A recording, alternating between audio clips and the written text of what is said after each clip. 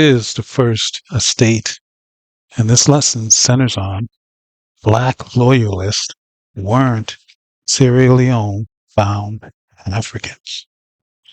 As you can see, a brief timeline of the transatlantic slave trade. Now, this wasn't something that involved Black Americans. We were already here in America. It was in this year, 1619, that we actually fell, because as far back as the late 1400s, foreigners have always been immigrating to America, and the Africans were no different. But yeah, ultimately they all, as United Nations, ganged up on Black Americans. And in this particular year here, 1619, they finally took us down. That's really what happened here. So here we have, so-called ships, or what they say the transatlantic slave trade looked like. But that really was, the Caribbean islands, Jamaicans and people, of those areas. Biggest African population outside of Africa is probably Brazil, right? So, and another thing as well, there was no cargo ships created until the year 1755 by James Brindley out of England, and that particular ship was called the Starvation. So the 1619 thing where we were brought over here in cargo slave ships, that's false. And the people from, the Caribbean and South America, those people were coming over to those areas, long before the 1400s. But anyway, we're going to get into this. So here we go. So a container ship, or a cargo ship, say. And I will let you read this at your own leisure. All right. But here it states, 1766, James Brindley. All right. And as you see there, the Starvation, that's what the ship was called. So, like I stated. So, once again, you can read this in your own leisure. Strong's Concordance. This book contains the definition of every word in the King James Bible. So, brings us here. And, of course, the word is black. In the book of Jeremiah, chapter 14, verse 2, Judah mourneth, and the gates thereof languish. They are black unto the ground, and the cry of Jerusalem is gone up. So, Judah also means Jew. So, Judah means praise, son of Jacob by Leah.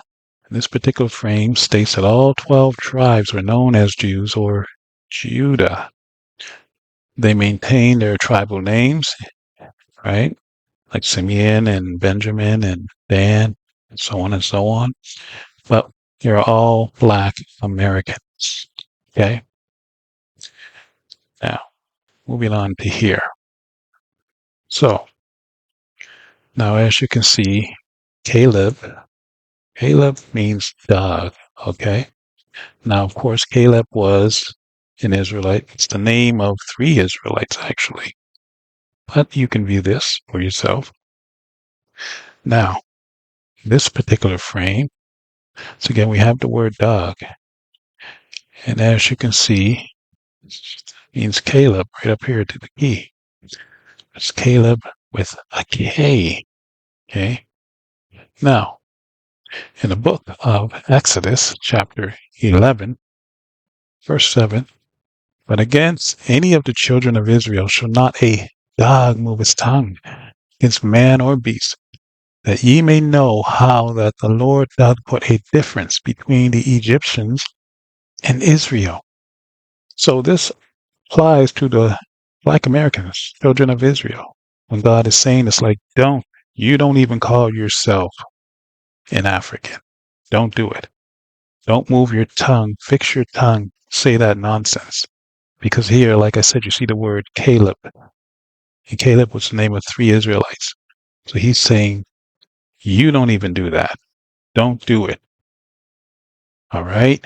Now, we know that he referred to the other nations as beasts, things of that nature. But wait, we have sellouts in our nation. Traitors. Traitors will be dealt with when the time comes. Okay? So, but he does put a difference between the Egyptians and Israelites. Now, the Egyptians, ancient Egyptians are really the West Africans and Nigerians being the head of that. And then it's just splintered off into those other groups. Because of course, uh, you have children, and then children create their own families and so on and so on. So that's really what that is. Now, Zondovan's Compact Bible Dictionary. Then we're going to go to Ham. Now,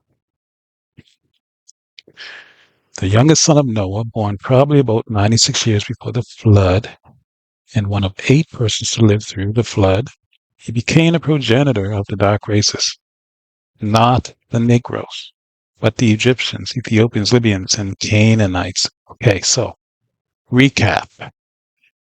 Negroes, which means black. So I don't understand why Black Americans are calling Africans black because of their skin tone, when Negro and black is synonymous, it means the same thing. But here, the scholars are saying Negroes aren't Hamites. Okay? So he said the Ethiopians, which would be Cush, one of Ham's sons. Libyans would be Put. Egyptians would be Mitzrayim. Okay? And this is what I was saying with the West Africans. We spoke of that earlier. And then he said the Canaanites. Okay? So always keep that in mind, Black people, that Black Americans are the only Black people. Okay? That is our racial category, our name. We're not Hamites. We're not Africans. Stop identifying with skin tone. All right? Now, here we have the word Ham. Once again, it means hot. So we know Africa is a hot place. All right? All right, so there we go. And Ham, of course, being the second son of Noah. Shem is the first son of Noah, the oldest, okay, son of Noah, and of the Semitic tribes. So we can't be anti-Semites when we are the Semites, Black Americans. All right?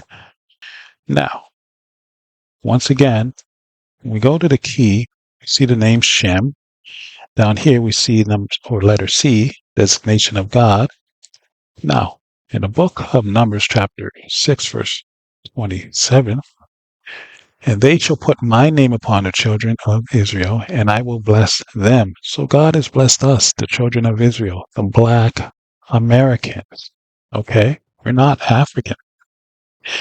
And another thing, because we are the oldest people on planet Earth, Black Americans, everybody came from our forefather, Adam. Adam was a Jew. People don't realize that because he existed before the term Jew in the Bible came about. But how do we know that he was a Jew?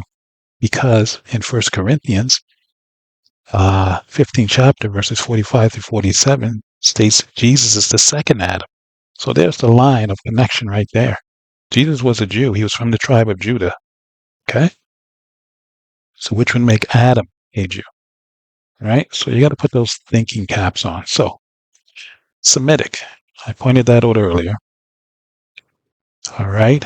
So now, when we go down to, now here we go with Semitic, which means Jewish, but when we go down to the Latin right here, that's where we'll go. Go to the Latin, and we're going to see the name Sem. See, right here, right beside Shem. Okay? All right. Now, here, going to go to the book of Isaiah chapter 65, verse 15. All right. So, and ye shall leave your name for a curse unto my chosen. For the Lord God shall slay thee and call his servants by another name. Okay, so call us by another name. Now, I'm going to show you the same thing right here. See, and he shall leave your name or curse and call us by another name. See, that name would be Sem. See, right there. Okay, Sem. Now, we're going to concentrate on this word right here as well. M-U-T, which is like what? Mut. Okay? It said, shall slay thee, means mut. Now, moving on, mut, okay, as in a dog, spelled with two T's, but also spelled with one E. See? Okay? So there we go. So mut, once again, with the one T. As we come here, we have the word tan, mut, tan. Okay? Remember, slay thee. It's going to slay us. Okay? By the matan. Okay. So as we go down to number 4, okay, right here for matan from the Free Dictionary, number 4, a unit of capacity for cargo in maritime shipping, normally estimated at 40 cubic feet. Okay. Now this is very important that you follow this. Once again, matan from the Free Dictionary. See? So matan, remember, in the Word of the Bible, matan means slay thee, right? So here we go with matan, okay? Now, let's get a look at this, which means sheep, right? See? Matan, sheep. Now, in the book of Matthew chapter 10, verses 5 and 6, let's go there. Matthew chapter 10, verses 5 and 6. These 12 Jesus sent forth and commanded them, saying, go not into the way of the Gentiles, and into any city of the Samaritans enter ye not, but go rather to the lost sheep of the house of Israel. Okay? To the lost sheep of the house of Israel. Okay? So the matan, because remember, mat meaning dog, remember? Caleb means dog. Right? See? Said he'd call us by another name, he'd slay us and all those things. Okay? So it would be easy for us to lose our memory, going through all this confusion over the centuries and millennia, okay? Because of all these different transitions that we're going through in these names. So this is why timelines and deep research is highly necessary, okay? So here we go. So you see matan, meat of sheep used as food. See? So they slay us. All right? So here, in this particular frame, it's the same word, matan. All right? Now, we're going to go to the book of Matthew once again. And that's chapter 25, verses 31 through 33. When the Son of Man shall come in his glory, and all the holy angels with him, then shall he sit upon the throne of his glory, and before him shall be gathered all nations, and he shall separate them one from another, as a shepherd divideth his sheep from the goats. And he shall set the sheep on his right hand, but the goats on the left. This is where it can get very important.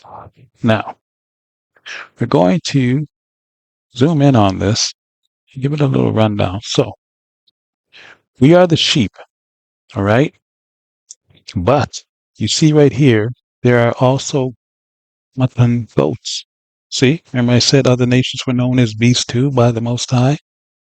So we are the sheep's mutton. But Sierra Leone people were goats, okay? Not considered nearly as good as a mutton from the sheep. So see, God put a difference between the Egyptians and the Israelites. Okay?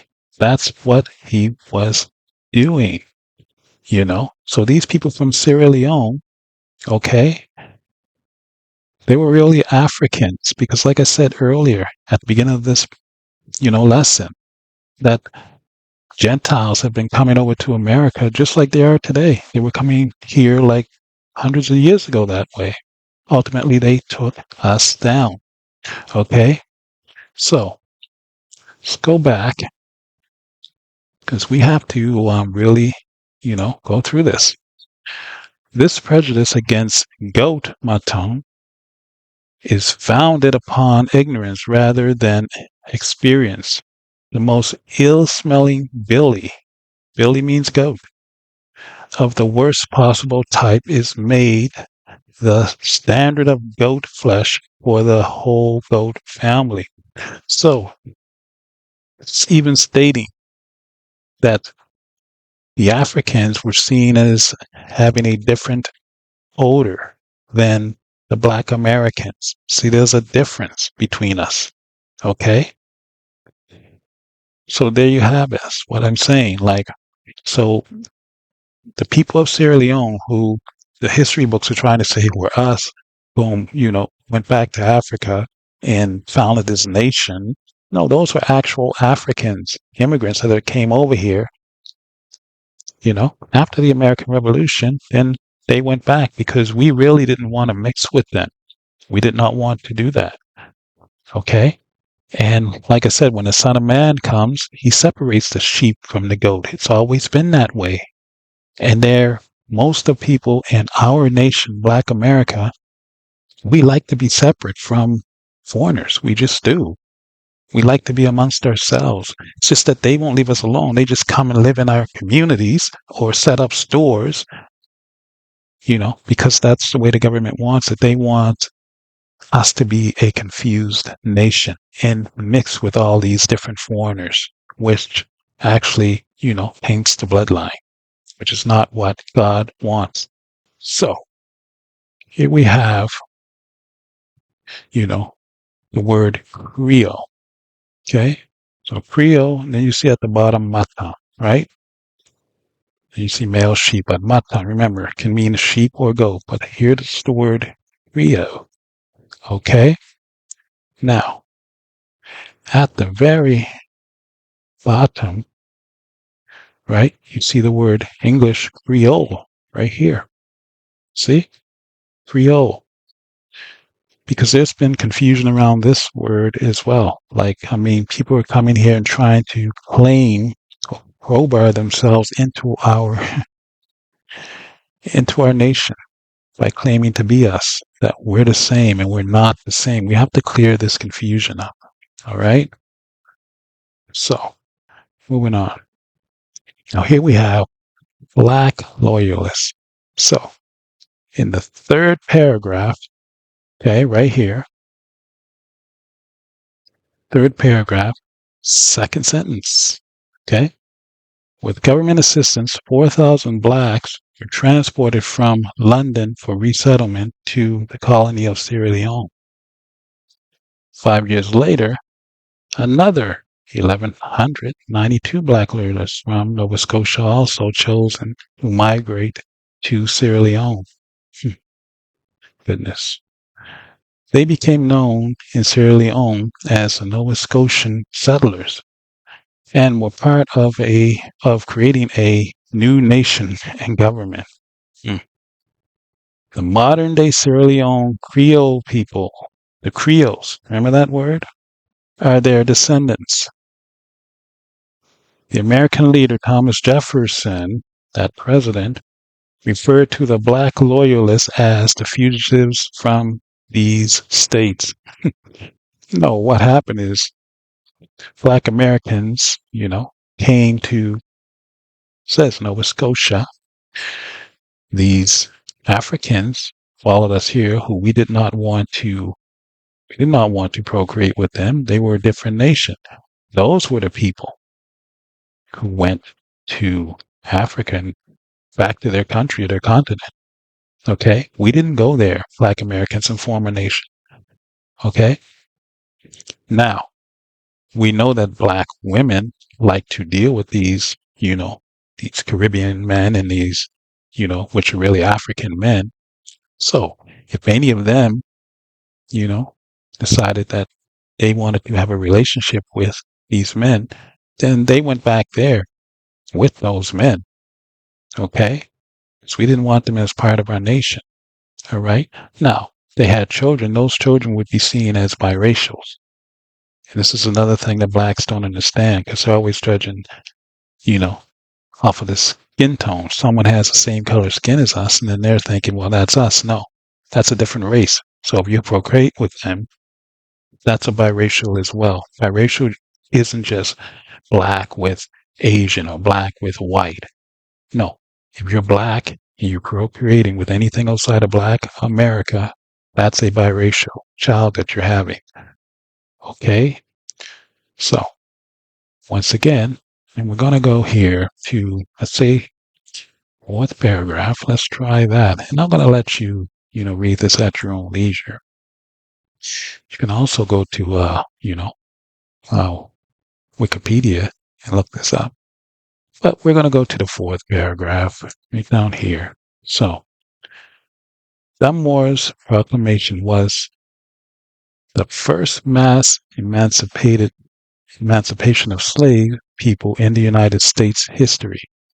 The 1776 Declaration of Independence refers obliquely to proclamation by citing as one of its grievances that King George III had incited domestic insurrections among us.